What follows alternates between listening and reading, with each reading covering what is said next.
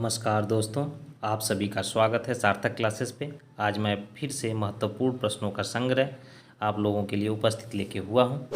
दोस्तों, ये प्रश्न किसी भी प्रतियोगी परीक्षाओं के लिए सहायक साबित होंगे आप लोगों के लिए, इसलिए प्लीज़ वीडियो को पूरा देखिएगा।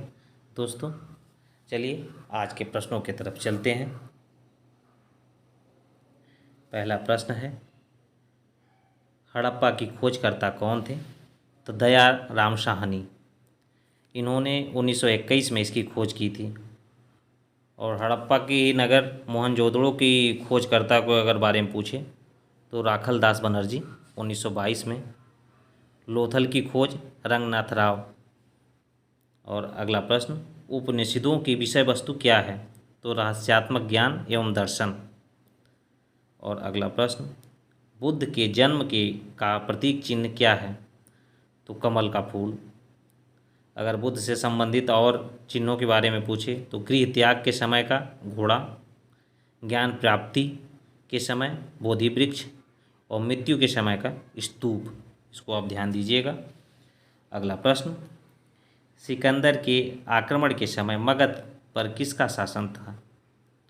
तो घनानंद का। सिकंदर भारत पर आक्रमण जो है 326 ईसा पूर्व में किया था। और अगला प्रश्न, चतुर्भुज नटराज की मूर्ति का संबंध किस कला से है?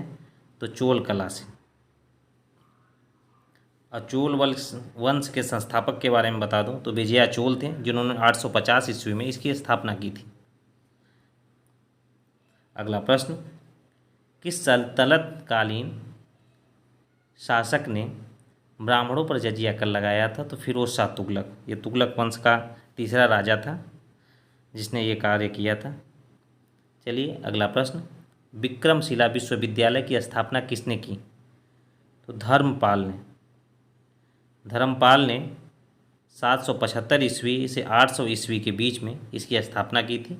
यह यूनिवर्सिटी जो है बिहार के भागलपुर ज़िले में स्थित था। और अगला प्रश्न, मुगल काल में मदद ए मास का संबंध किससे था? तो विद्वानों को राजस्व मुक्त भूमि जो दी जाती थी उससे संबंधित था। और अगला प्रश्न, शिवाजी के आध्यात्मिक गुरु का क्या नाम था? तो रामदास। अगर शिवाजी के संरक्षक के बारे में पूछ दें तो दादाजी कोंडदेव। और शिवाजी का राज्याभिषेक कब हुआ था पूछ दें 1674 ईस्वी में रायगढ़ में हुआ था। अगला प्रश्न, मुख्य नायक समाचार पत्र के संस्थापक थे B.R. अम्बेडकर। अगला प्रश्न, लाल कुर्ती आंदोलन का आह्वान किस व्यक्ति ने किया था? तो खान अब्दुल गफ्फार खान। खान अब्दुल गफ्फार खान पहले विदेशी थे जिन्हें भारत रत्न दिया गया था। और इन्होंने 1930 में कांग्रेस के सपोर्ट में खुदाई खिदमतदार जो है खुदाई खिदमतदार नाम से आंदोलन चलाया था। चलिए अगला प्रश्न, स्वराज पार्टी का गठन किया गया था तो किसके द्वारा किया गया था? तो मोतीलाल नेहरू और चित्तरंजन दास। मोतीलाल नेहरू और चित्तरंजन दास ने 1923 में इलाहाबाद में इसकी स्थापना की थी। इसके प्रथम अध्यक्ष के रूप में चित्तरंजन दास को जाना जाता है एवं प्रथम सचिव के रूप में मोतीलाल नेहरू को जाना जाता है। और अगला प्रश्न, भारतीय राष्ट्रीय कांग्रेस का प्रथम अधिवेशन कहाँ हुआ था? तो बम्बई में हुआ था।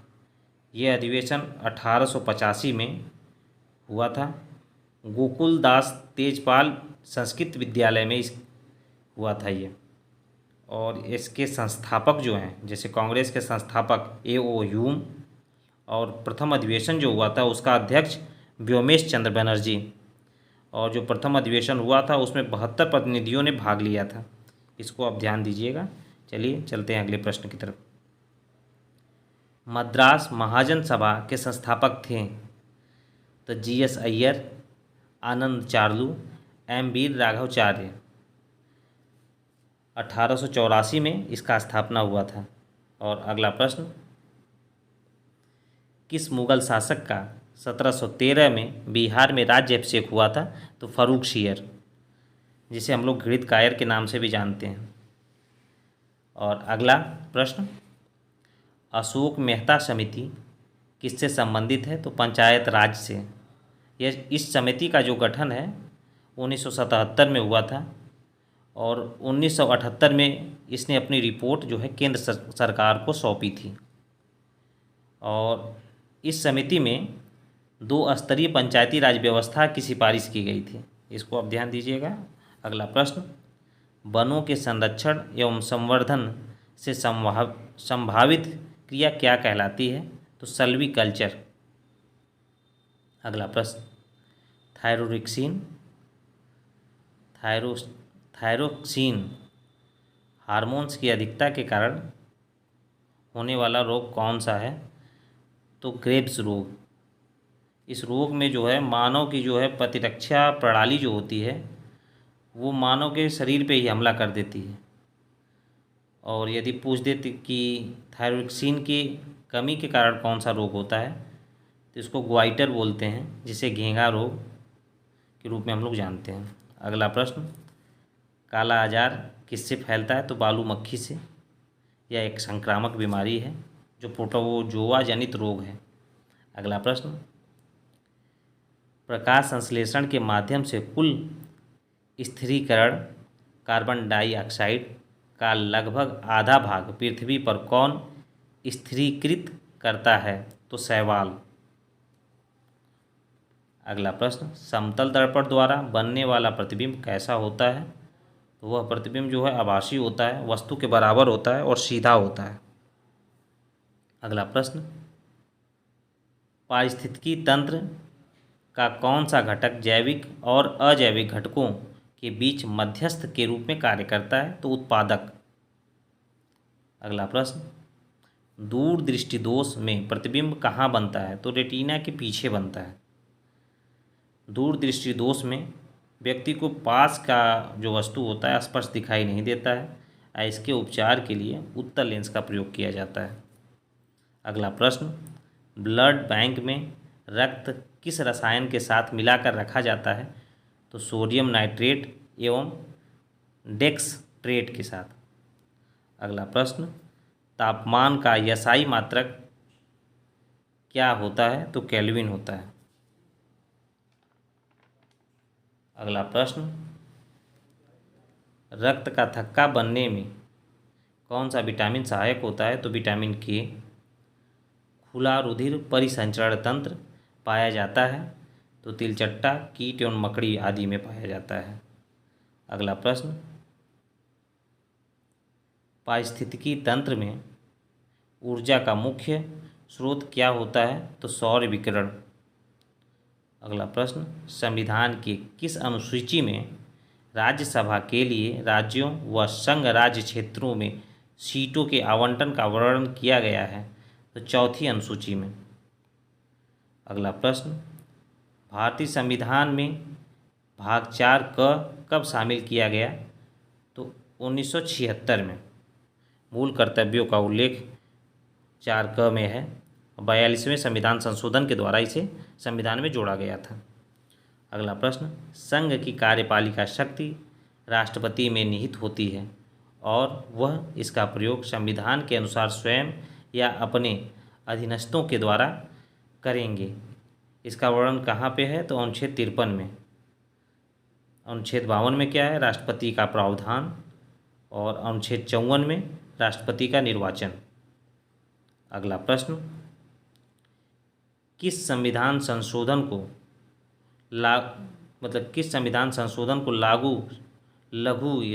लघु संविधान कहा जाता है? तो 42वें संविधान संशोधन को।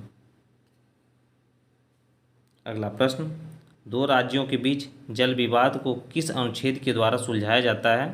तो अनुच्छेद 262 के द्वारा। अगला प्रश्न, सर्वप्रथम राष्ट्रपति शासन का प्रयोग किस राज्य में किया गया था? तो पंजाब राज्य में।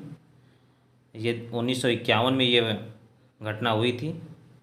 और अगला सबसे ज़्यादा राष्ट्रपति शासन कहाँ पे लगा है ज़्यादा बार? तो उत्तर प्रदेश में। और सबसे ज़्यादा समय तक राष्ट्रपति शासन कहाँ लगा है? तो पंजाब में। पंजाब में 8 बार राष्ट्रपति शासन लगा है। चलिए अगला प्रश्न, प्रथम पंचवर्षीय योजना किस मॉडल पर आधारित थी? तो हेराल्ड डोमर मॉडल पर। प्रथम पंचवर्षीय योजना का काल जो है 1951 से 1956 तक माना जाता है, और माना क्या जाता है।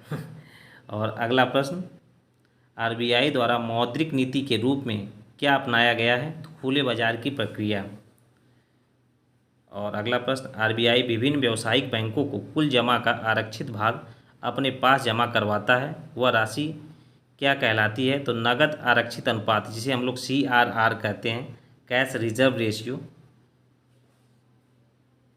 अगला प्रश्न, अस्थायी पवन जो अश्व अक्षांश से भूमध्य रेखी क्षेत्र तक जाती है किस रूप में जानी जाती है? तो व्यापारिक पवन के रूप में जानी जाती है। अगला प्रश्न, दुद्धा बेटा चोटी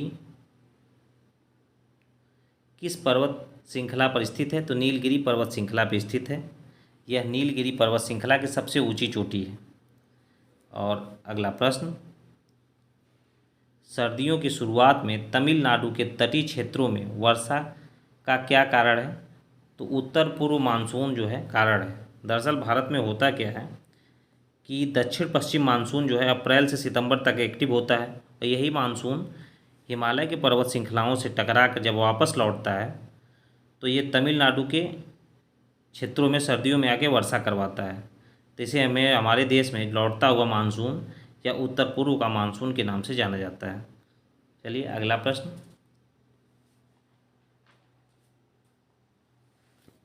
डॉक्टर पवन किसे कहते हैं? तो हरमट्टन पवन। तो हरमट्टन पवन दरअसल है क्या, सहारा के क्षेत्रों में, सहारा के रेगिस्तान के क्षेत्र में उत्तर पूर्व तथा पूर्व से पश्चिम दिशा में चलने वाली जो पवन होती है वो अफ्रीका के पश्चिमी तटों पे जाके वर्षा करवाती है, मौसम वहाँ पे सुहाना हो जाता है। तो इस पवन को जो है गिनी के तटों पे डॉक्टर पवन के नाम से जाना जाता है। चलिए अगला प्रश्न, विश्व का सबसे बड़ा सोना उत्पादक देश कौन सा है? तो चीन है। अगला प्रश्न, किस व्योम में पेड़ नहीं मिलते हैं? तो टुंड्रा व्योम में। इस व्योम का क्षेत्र जो है साइबेरिया का क्षेत्र और ग्रीनलैंड का क्षेत्र विशेषतः होता है, जिसमें कनाडा का कुछ क्षेत्र शामिल है। और यहाँ पे छोटी झाड़ियाँ पाई जाती हैं। अत्यधिक सर्दी होने के चलते, ठंडा होने के चलते यहाँ पे पेड़ नहीं पाए जाते हैं, जैसे लाइकेन और काई जैसी झाड़ियाँ पाई जाती हैं। और अगला प्रश्न, बहुत ऊंचाई पर मानव की लाल रुधिर कणिकाओं में क्या परिवर्तन होता है? तो लाल रुधिर कणिकाओं की संख्या जो बढ़ जाती है, रक्त जो है गाढ़ा हो जाता है, जिससे सांस लेने में दिक्कत होती है और हार्ट अटैक होने की संभावना व्यक्ति की बढ़ जाती है। अगला प्रश्न, बायोगैस में मुख्यतः क्या होता है? तो कार्बन डाइऑक्साइड और मीथेन। अगला प्रश्न, खाद्य पदार्थों के परिरक्षण में किसका प्रयोग होता है? तो सोडियम बेंजोएट का एवं बेंजोइक अम्ल का। अगला प्रश्न, भारतीय बैंकिंग में आरटीजीएस का रूप होता है, पूरा रूप क्या होता है? तो रियल टाइम ग्रॉस सेटलमेंट। अगर IFSC का पूछ दे तो इंडियन फाइनेंशियल सिस्टम कोड। अगला प्रश्न, भारत में कौन सा केंद्र शासित प्रदेश 2 राज्यों की राजधानी भी है? तो चंडीगढ़। पंजाब और हरियाणा राज्य की राजधानी है ये। और चंडीगढ़ के वास्तुकार जो हैं फ्रांसीसी ली कार्बूजियर को माना जाता है। और अगला प्रश्न, पुलित्जर पुरस्कार किस क्षेत्र में दिया जाता है? तो पत्रकारिता के क्षेत्र में दिया जाता है। यह पुरस्कार अमेरिकी यूनिवर्सिटी कोलंबिया विश्वविद्यालय द्वारा दिया जाता है, और इसका प्रारंभ जो है 1917 में अमेरिकी प्रकाशक जोसेफ पुलित्जर की याद में दिया जाता है। अगला प्रश्न, पूर्वांचल पर्वत श्रृंखला कहाँ स्थित है? तो भारत एवं म्यांमार की सीमा पे।